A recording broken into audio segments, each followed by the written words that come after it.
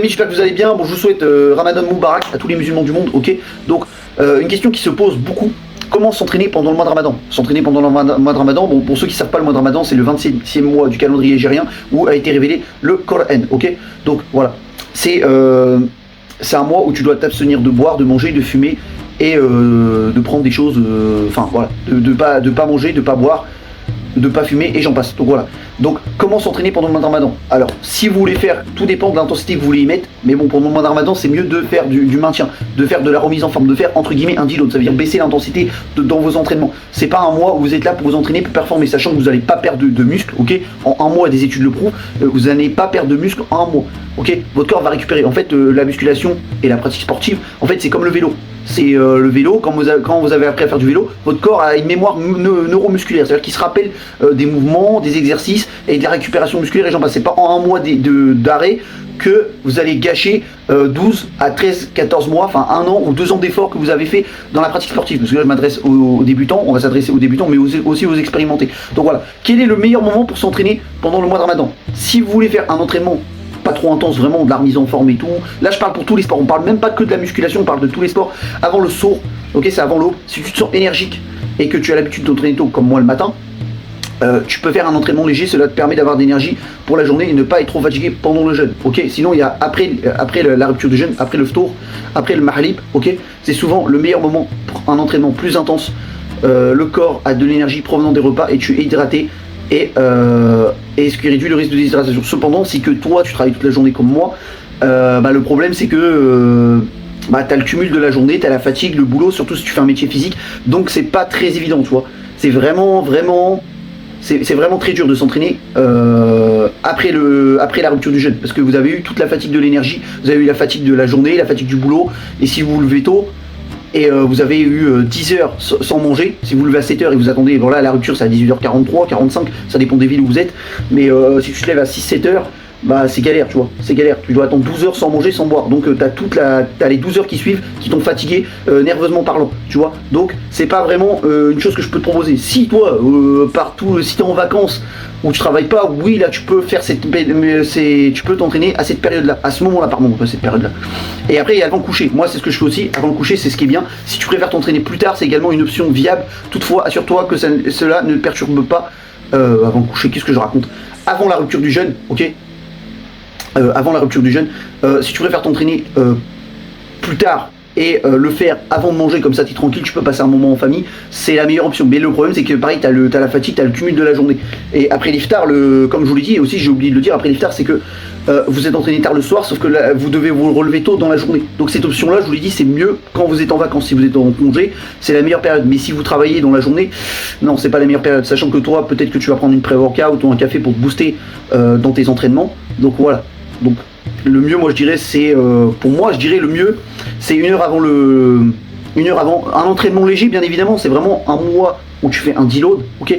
C'est un mois où tu t'entraînes léger, donc le mieux c'est une heure avant, comme ça c'est fait, t'es tranquille et tu peux passer un moment en famille, manger, couper, faire la rupture du jeûne en famille, tu vois. Au moins t'es tranquille, t'es pas insociable comme certains. Non, je rigole. Donc voilà. 2. Adapter l'intensité et la durée de l'entraînement. Entraînement modéré, optez pour des séances d'exercice plus légers comme la marche rapide. Faites beaucoup de marche parce que la marche ça déshydrate pas et ça donne pas énormément faim. Donc voilà. Et la marche à pied, on le sait, ça a une dépense calorique. Voilà, ça a une grosse dépense calorique. Il y a beaucoup de go muscu qui font le NEAT, hein. Vous avez vu, c'est devenu à la mode le NEAT, le non-exercise activity emergency. J'ai fait une vidéo là-dessus d'ailleurs, allez la voir. Donc voilà. De la natation, vous allez me dire, bah non, la natation tu bois de l'eau et tout. Non, natation tu peux nager si tu mets pas la tête complètement dans l'eau et tu bois pas, t'avales pas de l'eau. Mais bon, qui a envie d'avaler de l'eau de chlore? Tu vois, c'est recommandé, tu peux nager. Donc voilà, moi c'est ce que je fais, je nage intensément. Je peux nager 1h30 à 2h. Tu vois, comme ça, si j'ai envie de nager dans la matinée, parce que moi au boulot j'ai une pause entre midi et 13h30. Donc de midi à 13h30 la piscine est ouverte, moi je nage, je fais des longueurs, je fais énormément de longueurs, donc voilà. Après pour les entraînements intenses, si tu choisis de t'entraîner après l'iftar, bah tu peux revenir à une routine d'entraînement plus intense, comme tu le fais tous les jours. Je sais pas, je m'adresse à tous les sportifs, que ce soit crossfitter, go muscu, athlète hybride, coureur, bah là vous pouvez revenir, mais cependant, il faut pas que tu travailles. Si tu fais ça, faut faire ça. Moi, je te conseille de le faire si tu es en congé et en vacances. Ne le fais pas si tu travailles dans la journée, parce que tu vas être fatigué et même tu as la fatigue de la journée, tu vois. Donc voilà. Et puis il faut que tu te couches tôt aussi. Faut pas oublier que tu te couches tôt. Donc voilà. Et si tu t'entraînes tard le soir, tu vas être éveillé toute la nuit. Donc c'est pas trop recommandé, tu vois. Faut le faire si vraiment tu es en congé, tu vois. Et surtout, ne t'entraîne pas intensément pendant la période où tu jeûnes, tu vois. Ça c'est pas recommandé parce que tu peux pas boire et tu peux pas manger, donc tu risques de tomber en déshydratation. Donc voilà. Comment c'est bien s'hydrater? Bah, troisième point, comment bien s'hydrater? Bah, tout simplement, il est essentiel de boire suffisamment d'eau pendant l'heure de rupture de jeûne. Alors la rupture de jeûne c'est entre 18h15, on va arrondir, c'est 19h et 5h du matin. Donc voilà.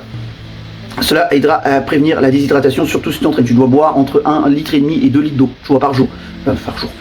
Pendant la période de jeûne. Mais essaie de boire 1 litre d'eau et demi, va pas te bourrer, va pas te faire boire de l'eau sans que tu aies soif, va pas boire énormément juste pour boire, sinon tu vas te faire mal au ventre. Voilà. Donc l'estomac il est au repos, donc faut lui redonner à manger tranquillement, progressivement. Faut pas le faire gaver et le faire boire comme un dingue, tu vois. Donc voilà. Quatrième point, équilibrer ses repas. So all, avant l'eau, privilégier les aliments à libération lente d'énergie comme des céréales complètes, des œufs, des fruits, des protéines pour tenir tout au long de la journée. Ok. Et pour la rupture de jeûne, lorsque tu romps le jeûne, commence par des aliments légers. Surtout, tu dois manger 3 dates. Tu vois, c'est recommandé dans la sunna du prophète. Donc voilà, tu dois manger dans les chiffres impairs, soit 1, soit 3, soit 5 dates, ou 7, et etc., etc. Donc voilà, bois de l'eau. Et après, comme toi, tu vas faire ta prière, tu fais ta prière du Maghrib, et après tu peux remanger un repas un peu plus complet, tu vois. Évite tout ce qui est sucre, aliments bruts et non transformés, évite tout ce qui est sucre, parce que le problème de manger des sucres, je sais que dans ta famille, dans la famille en question, tu vas manger des zlabia, des pâtisseries orientales et tout, et ça c'est pourri de sucre, et ça te déshydrate. Donc tu peux en manger 1 ou 2, mais pas plus, tu vois. Évite d'en manger beaucoup, parce que t'en as, ils jettent dessus, ils mangent ça, ils se gavent le ventre, et après ils peuvent plus rien faire de la soirée, tu vois. Donc voilà, mange des repas plus complets, riches en protéines, des légumes et des glucides, ok. Et cinquième chose, écoute ton corps. Pendant le ramadan, il est important, pendant le mois de ramadan, pardon, il est important de ne pas te pousser ton corps. Si tu te sens fatigué, accorde-toi une journée de repos. Je vous l'ai dit, c'est un mois de deload. C'est pas vraiment un mois où tu vas performer. C'est un mois où tu te rapproches de ta religion. C'est pas un mois où tu vas faire des entraînements très très intenses, tu vois. T'as toute l'année pour t'entraîner intensément. Là, c'est un mois où vraiment tu laisses ton corps récupérer. C'est un mois où tu laisses ton corps s'épanouir, tu vois. C'est un mois où vraiment tu redécouvres le sport. C'est pas vraiment un mois où tu es là, ouais, faut que je m'entraîne comme un compétiteur, faut que je prépare un aérox, faut que je prépare. Non, tu vois. Donc c'est un mois tranquille, tu vois. Et le jeûne peut être déjà un défi pour ton corps. Alors sois bienveillant envers toi-même, tu vois. Et les exercices à éviter, bah, les exercices d'entraînement trop intenses en pleine chaleur. Bon là ça va, il fait froid, mais éviter les exercices comme le cardio, le crossfit, faire des entraînements crossfit, des sports de combat en pleine chaleur, en plein soleil pendant la période de jeûne, tu vois. Ça c'est complètement à bannir, tu vois. Moi j'ai fait ces erreurs là, ne faites surtout pas ces erreurs là. Donc voilà. Bon, donc je vous ai donné ce qu'il fallait faire comme entraînement, la diète qu'il fallait adopter. Donc voilà, si la vidéo vous a plu, n'oubliez pas de liker, commenter, de vous abonner et partager. Donc voilà, moi sur ce je vous laisse. Passez une bonne journée les amis. Allez, tchuss!